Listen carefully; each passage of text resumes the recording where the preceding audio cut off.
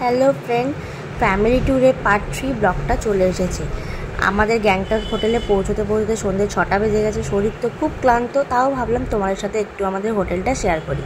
হোটেলটা আহামরি খুব সুন্দর ছিল না, কিন্তু মোটামুটি ভালোই ছিল। আর গেটের সামনে আমার বড় পিসি দাঁড়িয়ে, আর এই নিচের দিকে নামলে আমাদের হোটেলটা।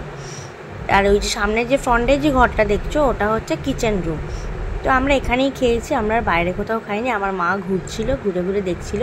আর কোণের ঘরে আমার ছোটো কাকিরা, বড় পিসিরা, এই ঘরটায় মেজো কাকারা, আর এই যে আমার হাজব্যান্ড বসে আছে, এই রুমটা আমাদের।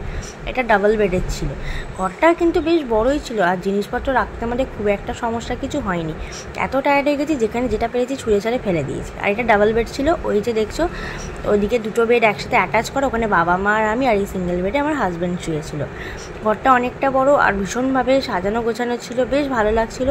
আর সব থেকে বড় হচ্ছে বাথরুম, এটা ক্লিন না হলে খুব প্রবলেম। তো যাই হোক, এই বাথরুমটাও দেখলাম মোটামুটি বেশ ভালোই, খুব একটা খারাপ না। দুদিনের ব্যাপার, যা উপরে একটু চালিয়ে নিতে হবে এই ভেবে থেকে গেছি।